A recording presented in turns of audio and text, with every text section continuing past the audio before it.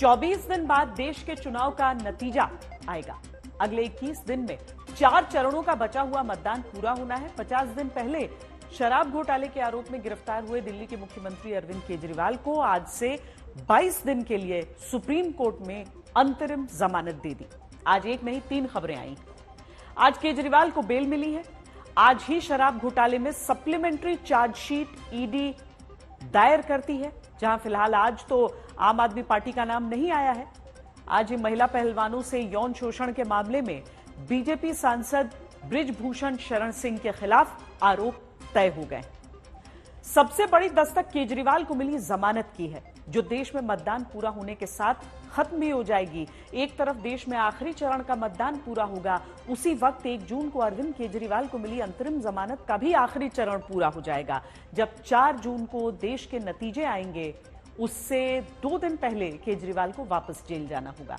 लेकिन तब तक अगले 22 दिन जब केजरीवाल चुनाव प्रचार करेंगे, तो क्या कोई फायदा इंडिया गठबंधन को होगा, या फिर भ्रष्टाचार के आरोप वाले दाग अब ध्यान रखकर ही जनता वोट करेगी?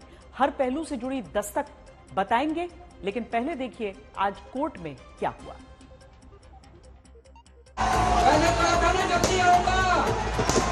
आ गया टेम्पररी बेल है, 1 तारीख को फिर से सरेंडर होना। बहुत सारे लोग प्रचार करें, वो भी करें। सत्य की विजय हुई है, इस देश के लोकतंत्र की विजय हुई है, संविधान की विजय हुई है। कई बार अपराधियों को पैरोल पे छोड़ा जाता है। लोकतंत्र को बचाने का जो अभियान चलाया है अरविंद केजरीवाल जी के बाहर आने से ये और मजबूत होगा। करप्शन का पैसा इकट्ठे करने वाले अरविंद केजरीवाल जी को 1 तारीख को दोबारा जेल जाना होगा। देश केजरीवाल का कमाल देखेगा। बोले आप चोर हैं, लेकिन आप 1 महीना का कैंपेन करो। वो बेल बोलता है क्या? ईश्वर का इशारा है। जो भारत में चल रहा है उसमें बदलाव आना जरूरी है। पेशेंस के साथ बेल मिली है, उनको आरोप मुक्त नहीं किया। शुक्रवार शाम 6:55 50 दिन बाद अरविंद केजरीवाल तिहाड़ जेल से बाहर।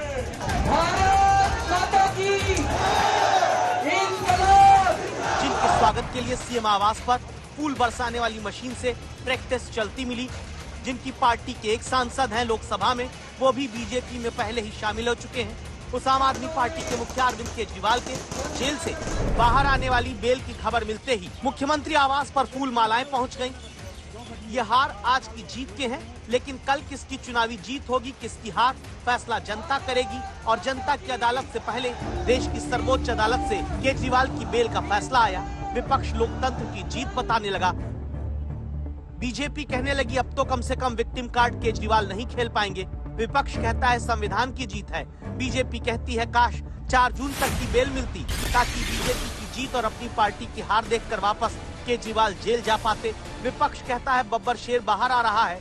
बीजेपी कहती है सम्मान वाले आदमी होते तो ऐसी बेल केजरीवाल स्वीकार ही नहीं करते। आप लोगों से एक ही निवेदन है, हमें सबको मिलके देश को तानाशाही से बचाना है।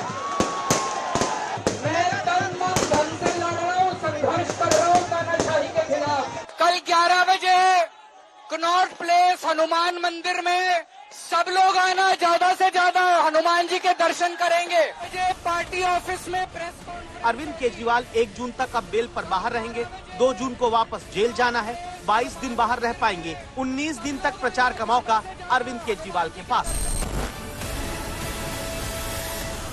अदालत में भी ये दलील आई कि चुनाव के समय को देखते हुए ईडी ने अरविंद केजरीवाल को गिरफ्तार किया, और सुप्रीम कोर्ट ने भी ये फैसला आदेश देते समय साफ कहा कि चूंकि ये असाधारण समय है, चुनाव प्रचार का समय है, आम चुनाव का समय है, लिहाजा अरविंद केजरीवाल को चुनाव प्रचार के लिए अंतरिम रूप से रिहा किया जाता है।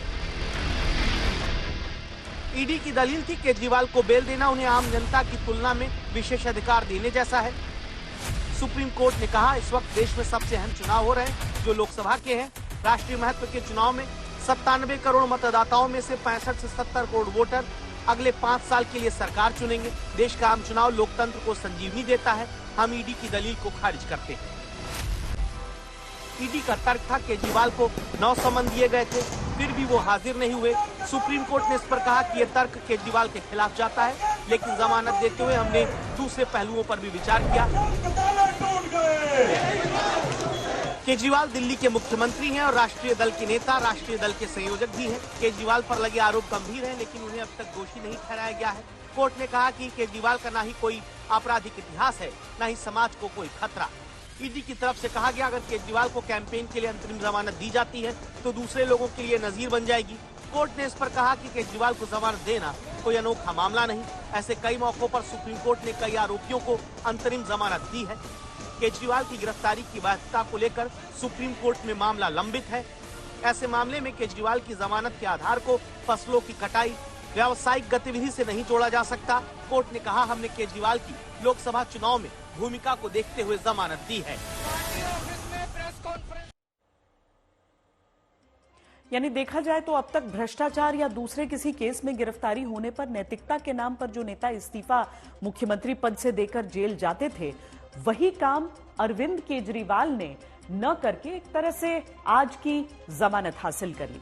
कैसे, ये आपको आगे बताएंगे। अभी समझते हैं कि आखिर अब प्रचार के लिए जमानत मिली है तो कितने दिन कहां प्रचार अरविंद केजरीवाल अब कर पाएंगे। पहले चरण के चुनाव में आम आदमी पार्टी असम में 2 सीटों पर चुनाव लड़ रही थी, जिसमें अरविंद केजरीवाल चुनाव प्रचार नहीं कर पाए। तीसरे चरण के चुनाव में आम आदमी पार्टी गुजरात में 2 सीटों पर चुनाव लड़ रही थी, जिसमें अरविंद केजरीवाल चुनाव प्रचार नहीं कर पाए। दिल्ली में 25 मई को मतदान है, 22 मई को प्रचार खत्म होगा, यानी 12 दिन केजरीवाल के पास दिल्ली की 7 सीटों पर प्रचार के लिए होंगे। दिल्ली में 4 सीट पर आम आदमी पार्टी लड़ रही है, 3 पर गठबंधन में कांग्रेस लड़ रही है, यानी 7 सीट पर केजरीवाल प्रचार कर सकते हैं। हरियाणा की कुरुक्षेत्र सीट पर भी आम आदमी पार्टी का उम्मीदवार है, यहां पर भी केजरीवाल प्रचार के लिए अब जा पाएंगे। पंजाब की 13 सीटों पर प्रचार में केजरीवाल अब पहुंच पाएंगे। कुल देखा जाए तो आम आदमी पार्टी 22 सीटों पर लड़ रही है, जिनमें से 18 सीटों पर प्रचार का मौका अरविंद केजरीवाल के पास है।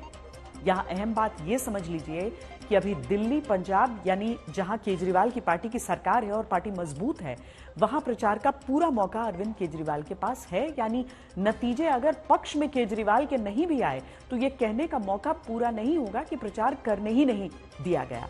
अब दस्तक देता सवाल है कि आखिर अरविंद केजरीवाल के जेल से बेल पर बाहर आने से कितना असर होगा।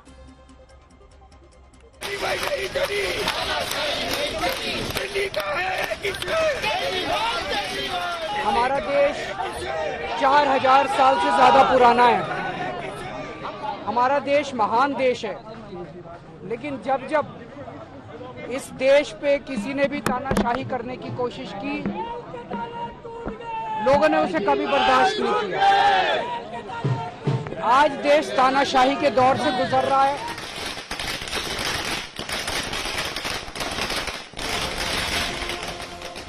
आमतौर पर ऐसी आतिशबाजी चुनावी माहौल में नतीजों के बाद विजय पाने वाले प्रत्याशी के घर या फिर पार्टी दफ्तर पर दिखती है, लेकिन बीच चुनाव में प्रचार के लिए ही केजरीवाल का जमानत पर तिहाड़ से बाहर आना भी आम आदमी पार्टी जीत की तरह देखती है। करोड़ों लोग, चाहे वो दिल्ली में हो, पंजाब में हो, महाराष्ट्र में हो, बंगाल में हो, आज के इस दिन का इंतजार कर रहे थे कि अरविंद केजरीवाल कब छूटते हैं। और अब अरविंद केजरीवाल का छूटना पूरे इंडिया अलायंस के लिए एक बड़ा गेम चेंजर साबित होगा। क्या वाकई अरविंद केजरीवाल अब जेल से बाहर आकर प्रचार करके कोई बड़ा बदलाव नतीजों में ला सकते हैं? जबकि अरविंद केजरीवाल के पास जेल से बाहर रहने के 22 दिन में दिल्ली और पंजाब के लिए सबसे ज्यादा मौका प्रचार का होगा। दिल्ली की एक इलेक्शन कैंपेन तो अच्छी चल ही रही थी, 7 सीटें हम जीत रहे हैं, मगर बाकी पूरे देश में बड़ा फायदा होने जा रहा है। अरविंद केजरीवाल का प्रचार कितना बदलाव लाएगा? केजरीवाल के जेल से बाहर आने पर प्रचार करने के दौरान क्या कुछ होगा, इसे समझें। उससे पहले देखिए, जब 2019 में केजरीवाल ने प्रचार पूरी ताकत से किया था, तब आम आदमी पार्टी का हासिल नतीजों में क्या था। 2019 में आम आदमी पार्टी देश में 9 राज्यों में 35 सीटों पर चुनाव लड़ी थी और जीती केवल एक। 30 सीटों पर जमानत तक आम आदमी पार्टी की 5 साल पहले जब्त हो गई। 2019 में 30% से ज्यादा वोट आम आदमी पार्टी को सिर्फ एक सीट पर मिला था। 21 से 30% वोट 2 सीट पर, 11 से 20% वोट 7 सीट पर और 10% से कम वोट मिला 25 सीट पर। दिल्ली की 4 और पंजाब की 1 सीट पर सिर्फ जमानत आम आदमी पार्टी 5 साल पहले चुनाव में बचा पाई थी। दिल्ली और पंजाब जहां अभी अरविंद केजरीवाल की पार्टी की सरकार है, वहां पर 2019 का नतीजा देखें तो पंजाब की 13 सीटों पर चुनाव लड़ी आम आदमी पार्टी को 1 सीट पर जीत मिली और 12 पर जमानत जब्त हो गई। दिल्ली जहां पर सबसे ज्यादा ताकत आम आदमी पार्टी और अरविंद केजरीवाल की रही है, वहां पर 7 सीटों पर चुनाव लड़ने के बावजूद एक भी सीट आम आदमी पार्टी जीती नहीं, बल्कि 3 सीट पर उसकी जमानत तक जब्त हुई है। 5 साल पहले देश की 35 में से 5 सीट पर ही जमानत बचा पाई आम आदमी पार्टी अब केजरीवाल के प्रचार पर बाहर आने से क्या 22 सीटों पर कुछ बदलाव ला सकती है, जिन पर अभी चुनाव लड़ रही है। पार्टी अब तो केजरीवाल के बाहर आने पर बड़े दावे करती है, लेकिन बीजेपी कहती है कि केजरीवाल के बाहर आने से कोई फर्क चुनाव पर नहीं पड़ने वाला है। पहली गलती भारतीय जनता पार्टी ने ये की कि उन्होंने उनको गिरफ्तार किया और गिरफ्तारी के बाद ये बात दिख रही थी कि लगातार भारतीय जनता पार्टी का नुकसान हो रहा था। जब से अरविंद केजरीवाल गिरफ्तार हुए, लगातार देश के नैरेटिव में अरविंद केजरीवाल बने हुए हैं, चाहे अपनी बेल को लेके, अरेस्ट को लेके, अरेस्ट के चैलेंज को लेके, अपनी डायबिटीज को लेके, इंसुलिन को लेके। और अब जब वो जेल से छूटेंगे, भारतीय जनता पार्टी इस बात को समझती है कि उनके छूटने पर भारतीय जनता पार्टी का बड़ा नुकसान उन राज्यों में जहां पे आम आदमी पार्टी नहीं भी लड़ रही, वहां भी भारतीय जनता पार्टी का बड़ा नुकसान होने जा रहा है। ये जमानत नहीं है, टेम्पररी बेल है। 1 तारीख को फिर से सरेंडर होना है। कोई प्रभाव पड़ेगा क्या? वो कह रहे हैं सारे देश में चुनाव हम प्रचार करेंगे, ऐसा कोई प्रभाव पड़ सकता है? तो वो कर ही सकते हैं, इसमें क्या है। बहुत सारे लोग प्रचार करें, वो भी करें। और जब जब प्रचार करने जाएंगे, लोगों को शराब घोटाला याद आएगा। वैसे केजरीवाल का प्रचार प्लान भी आ चुका है। कल शाम 5 बजे पहला रोड शो केजरीवाल करेंगे पूर्वी दिल्ली में, जबकि दक्षिण दिल्ली में दूसरा रोड शो करने जाएंगे। जेल से आज रिहा होने के बाद अरविंद केजरीवाल का पहला शब्द तानाशाही था। कल से प्रचार शुरू होगा तो भावनात्मक तौर पर जोड़ने की सियासत पक्का होगी। और तब दिल्ली, जहां विधानसभा में केजरीवाल और लोकसभा में बीजेपी को जनता जिताती आई है, वहां क्या केजरीवाल वोट अपनी तरफ घुमा सकते हैं?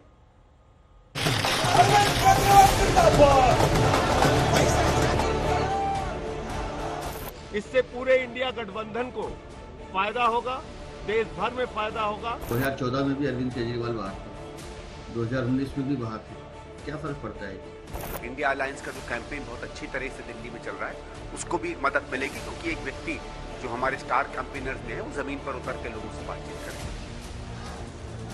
अब दिल्ली में अरविंद केजरीवाल क्या करेंगे?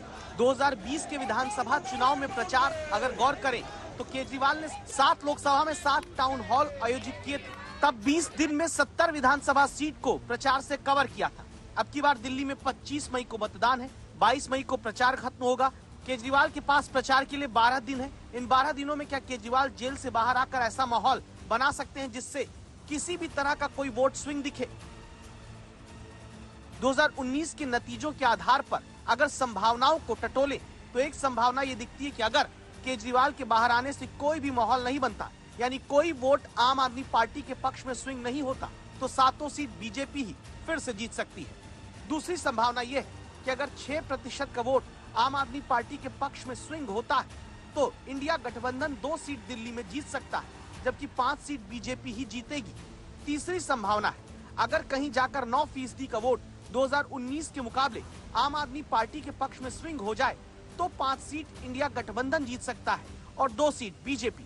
चुनावी आंकड़ों में चौथा विकल्प वोट शेयर के आधार पर कुछ ऐसा है कि अगर 12% का वोट 2019 के मुकाबले इस बार आम आदमी पार्टी के पक्ष में स्विंग करे, तब कहीं जाकर दिल्ली में इंडिया गठबंधन 7 सीट जीत सकता है। लेकिन क्या वोट स्विंग की इतनी बड़ी आंधी केजरीवाल अब प्रचार करके ला सकते हैं, जहां जनता ने बीजेपी को 2019 में दिल्ली की 7 में से 5 सीट पर तो 3 लाख से लेकर 5 लाख से भी ज्यादा के अंतर से जीत दिलाई हो? बीजेपी उनके आने और ना जाने से चुनाव नहीं लड़ रही थी। 2014 में भी अरविंद केजरीवाल बाहर थे, 2019 में भी बाहर थे। क्या फर्क पड़ता है जी? भारतीय जनता पार्टी जनता के आशीर्वाद से और कार्यकर्ताओं के दम पर चुनाव लड़ रही है। एक बात और ध्यान दीजिए, अब की बार अरविंद केजरीवाल शराब घोटाले के आरोपी के दाग के साथ जेल से बाहर बेल पर आ रहे हैं, तब जनता के बीच क्या पुरानी ईमानदार नेता वाली छवि के दम पर वोट को वो घुमा सकते हैं? कंडीशंस के साथ बेल मिली है, उनको आरोप मुक्त नहीं किया गया है। भ्रष्टाचार के गंभीर आरोप उन पर थे, हैं और जांच भी हो चुकी है और अब कोर्ट की सुनवाई के बाद सजा का इंतजार रहेगा। ये वो लोग हैं जो खाते भी हैं और चिल्लाते भी हैं, भ्रष्टाचार भी करेंगे और भ्रम और अफवाहें भी फैलाएंगे। अरे भाई, अंतरिम बेल मिली है, कंडीशनल बेल है और कंडीशन नहीं मानेंगे तो कोर्ट कार्रवाई करेगी। तन मन धन से लगातार अरविंद केजरीवाल जी इस तानाशाही का अंत करने के लिए, हिटलर शाही का अंत करने के लिए, मोदी शाही का अंत करने के लिए संघर्ष कर रहे हैं। और आज सुप्रीम कोर्ट ने जो फैसला दिया है उससे भारत के लोकतंत्र को बचाने के लिए, लोकतंत्र की रक्षा को करने के लिए बहुत बड़ी मदद अरविंद केजरीवाल जी की अगुवाई में मिलेगी। एक ईमानदार की छवि लेके सरकार बनाने वाले व्यक्ति शराब घोटाले में 100 करोड़ के उलझन में उलझा है, अब जनता माफ नहीं करेगी। अदालत में केजरीवाल को जमानत देते वक्त यह सवाल उठा था कि अगर चुनाव में प्रचार के लिए अरविंद केजरीवाल को बेल दी जा रही है तो भ्रष्टाचार या दूसरे मामलों में आरोपी के तौर पर जेल में बंद नेता या अन्य लोग भी इसी आधार पर जमानत मांग सकते हैं, क्योंकि जैसे ही आज फैसला आया तुरंत भ्रष्टाचार के आरोप में जेल में बंद झारखंड के पूर्व मुख्यमंत्री हेमंत सोरेन को भी जमानत देने की मांग होने लगी। ऐसी ही पंजाब में हिंसा के आरोपी अमृतपाल को, जो असम की जेल में बंद है, वो पंजाब से चुनाव लड़ रहा है, अब अमृतपाल के लिए भी जमानत की मांग हो रही है। दस्तक देता सवाल है कि क्या पार्थ चटर्जी, बंगाल के वो पूर्व मंत्री जिनकी करीबी के घर से करोड़ों रुपए ईडी ने पकड़े थे, वो भी अब बेल मांगे? हर वो नेता जो कहेगा कि उसको प्रचार का हक है, वोट मांगने का हक है।